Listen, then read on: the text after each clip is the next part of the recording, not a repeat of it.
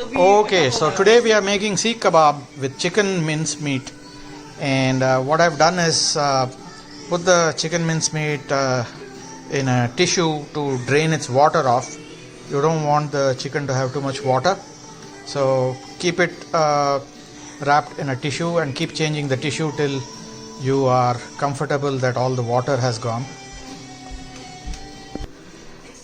I've taken an onion, sliced it, a few pods of garlic, a little bit of ginger, and some green chili. The long green chilies are very flavorful and don't pack heat. The small ones do.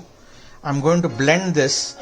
Ideally, it would be great if you had a chopper, but I don't have. So I'm going to blend this and drain its water off in a sieve, which is very, very important.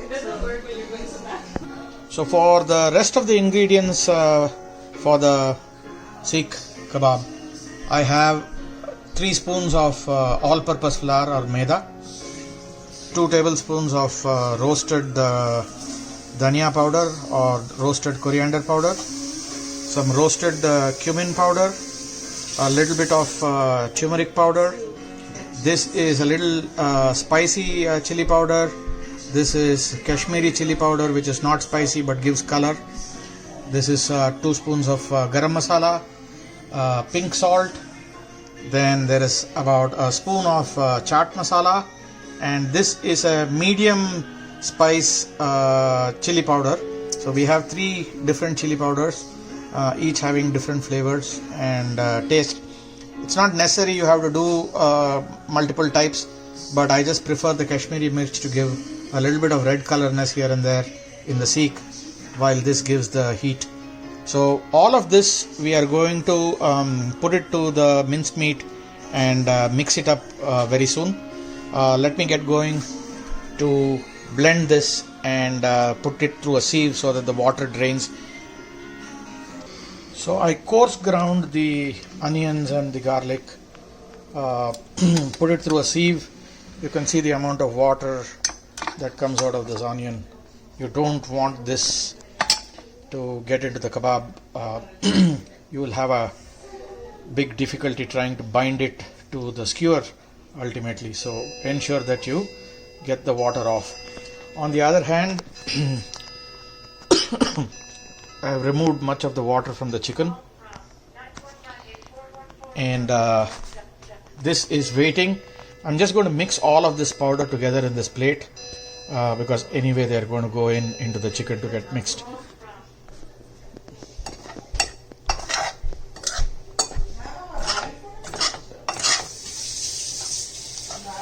So I'm just mixing up all of this, and then I'm going to pour it into the chicken along with the onion, and then let the chicken marinate for about 2 hours.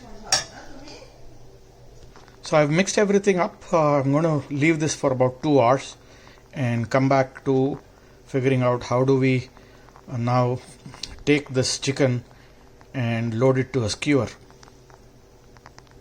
So after the 2-hour marination, I've got the chicken out here. I've got a plate here where I have 2 skewers. This is a Kubude skewer.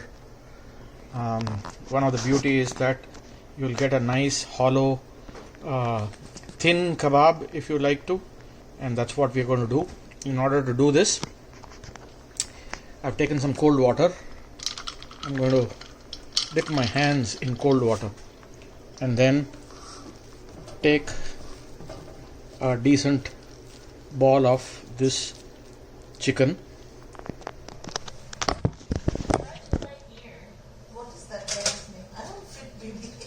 I'm going to load this chicken thin into this, and since this is a Kubude square, you can always take more chicken and load it through this, and you want the chicken even on 2 sides, so press this and get it over to the other side. It's easy to do that, and going to spread this thin on the skewer.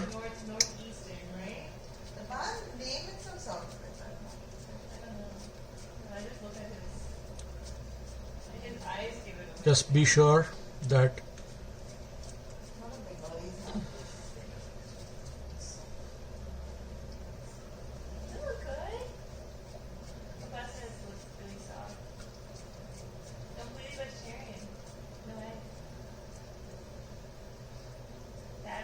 But he doesn't have. No, it actually. Oh, he has like he has a blood condition. so there we go. We're going to get this onto the grill now. It's like,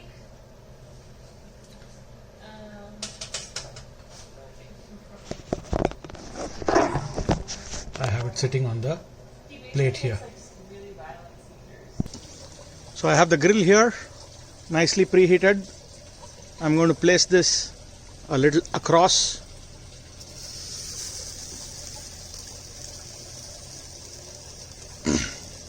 And you want to wait till it's cooked before you turn it. Allow it to really cook. Don't lift the skewer. Instead, roll it. When you roll it, it's not going to break from the skewer. There you go. You see this? Roll the skewer.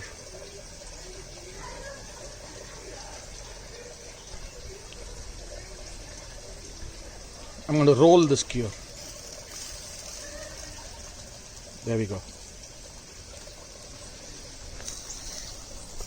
This is ready now. About 5 minutes is all that it takes, and we have the kebab that is ready. It's been now plated in a bed of mushroom and bell pepper. The mushroom bell pepper took some of the same ingredients we put to make the kebab. That's kebab.